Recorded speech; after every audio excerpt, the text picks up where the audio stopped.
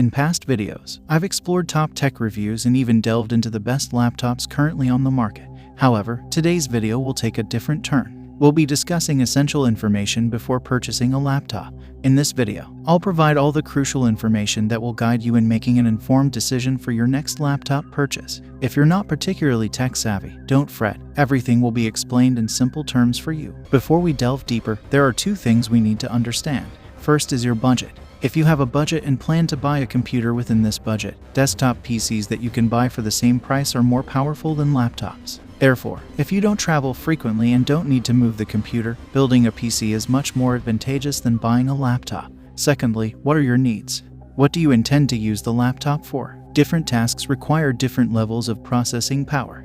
Gaming. For gaming, the graphics card is the most important component. It's responsible for rendering the high-quality graphics that modern games require. While the processor is also important, you don't necessarily need the most powerful one on the market. A mid-range processor combined with a high-end graphics card can often provide a great gaming experience. High-performance tasks. If you'll be using your laptop for tasks that require high performance, such as 3D modeling, video editing, and rendering, the processor becomes the key component. These tasks are CPU-intensive and require a lot of processing power. A good graphics card is also necessary because many modern software applications use the GPU to accelerate tasks. Office use. If you're looking for a laptop for general office use, like browsing the web, checking emails, and using office applications, then you don't need a high-end processor or graphics card. Instead, look for a laptop that has a long battery life and is lightweight for portability. Having determined what you'll be using the laptop for, let's now examine the components one by one. Firstly, the processor, also known as a microprocessor, is essentially the computer's brain. It's a small chip that resides in computers and other electronic devices. Its fundamental role is to receive input and provide the corresponding output. While this might seem straightforward, a processor is incredibly intricate. It's tasked with performing millions of calculations per second to deliver the results you need. When examining processors, you'll encounter a variety of different specifications. Here are a few key ones. Cores. A core is a single processing unit. More cores mean the processor can handle more tasks simultaneously, which can significantly enhance performance for certain applications. Threads. Threads are essentially virtual cores. They enable a single core to act like multiple cores, improving performance in multi-threaded tasks. Clock speed. This is the rate at which a processor can complete a cycle. It's measured in gigahertz. Higher clock speeds mean the processor can complete more cycles per second, which can enhance performance. Cache. This is a small amount of high-speed memory located on the processor. It's used to temporarily store data that the processor is likely to use frequently. Having a larger cache can improve performance. There are two main types of processors in the market today: Intel and AMD.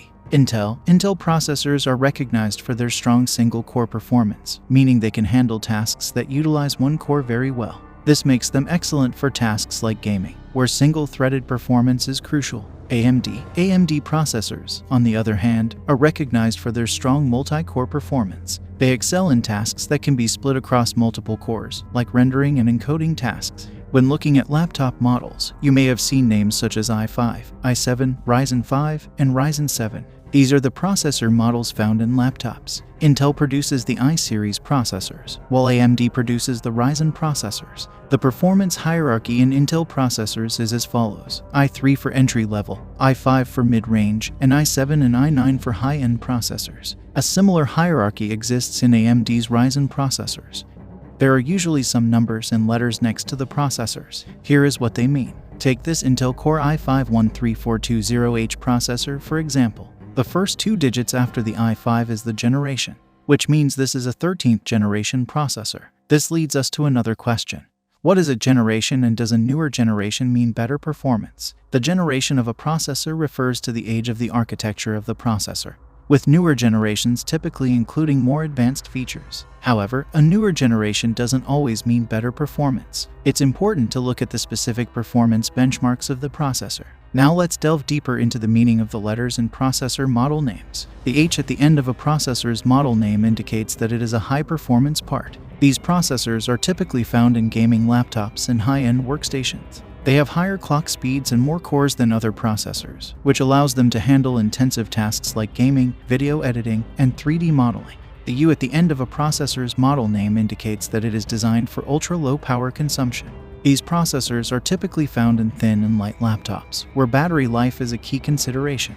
While they may not be as powerful as H-series processors, they are more than capable of handling everyday tasks like web browsing, email, and office applications. The Y at the end of a processor's model name indicates that it is designed for extremely low power consumption. These processors are typically found in ultra-thin laptops and tablets. They are the most energy-efficient processors, but also the least powerful. G1 and G7. These letters indicate the level of the internal graphics card in the laptop. The internal graphics card of the processor with the G7 is more powerful than the processor with the G1. This can make a significant difference in tasks that rely heavily on graphics, such as gaming or video editing. In order to select a better laptop within your budget, you might need to compare 2 or more laptops. When comparing laptop processors, it's important to look at benchmarks, which are scores that measure the performance of a processor.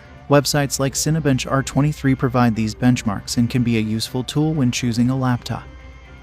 When you have 2 different laptops with processors that fit your budget, the decision often comes down to the graphics card. Let's now shift our focus to the graphics card. The graphics card, also referred to as the GPU graphics processing unit, is a vital component in a laptop. It's tasked with rendering graphics and images. In the past, render engines primarily utilized the cores in the processor. However, many contemporary render engines use the cores of the graphics card instead of the processor cores. This technology, particularly common in the 3D rendering industry, allows for quicker rendering times. There are 2 most favored manufacturers of graphics cards, AMD and NVIDIA. NVIDIA's RTX series cards are renowned for technologies such as ray tracing and DLSS. Ray tracing is a technology for creating realistic images that calculates reflections in the image. If you're interested in this technology, you'll want to opt for laptops with NVIDIA RTX cards. This is because ray tracing technology does not currently function very well on AMD cards. On the other hand, if you're interested in rendering, you'll still want to opt for a laptop with an NVIDIA card. This is because the CUDA cores in NVIDIA cards are highly performant in rendering. Apart from the RTX, NVIDIA also produces GTX and Quadro series. AMD. If the card has RX in its name, this card is produced by AMD.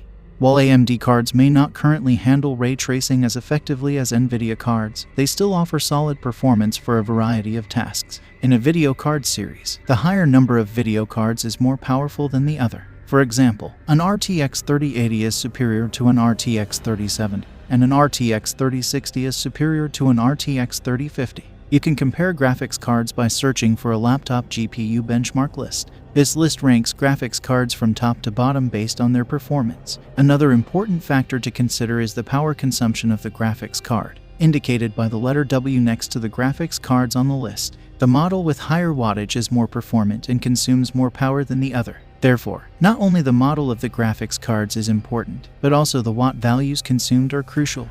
When choosing a laptop for rendering, consider the processor first. Choose a high-performance processor. When choosing a gaming laptop, the graphics card is the priority, not the processor. Choose a graphics card from the top of the list. Remember, you can play games on the laptop chosen for rendering, and you can also render on the laptop chosen for gaming. There is no rule that rendering is not possible on a gaming laptop. It's just a matter of preference. After thoroughly discussing both processors and graphics cards, it's time to explore the other components. I hope everything has been clear up to this point. RAM. For today's games and applications, it's recommended to buy a laptop with at least 16 GB of RAM. As software becomes more resource-intensive, even 16 GB of RAM might become insufficient in the future. This is particularly true for detailed tasks such as rendering in After Effects, where insufficient RAM errors can occur. Therefore, the laptop you choose should have at least 16 GB of RAM. Storage. When it comes to storage, my advice is to buy a laptop with at least 512 GB of SSD. The size of today's games and applications has significantly increased, so choosing less than 512 GB of SSD might not be the best decision. Over time, you may find yourself having to delete files to free up disk space. Screen. The laptop screen is another critical factor to consider. If you're going to play games on your laptop, it would be much better to buy a laptop with a high screen refresh rate. Playing on a screen with a high refresh rate, especially while playing competitive games, can enhance your performance in the game.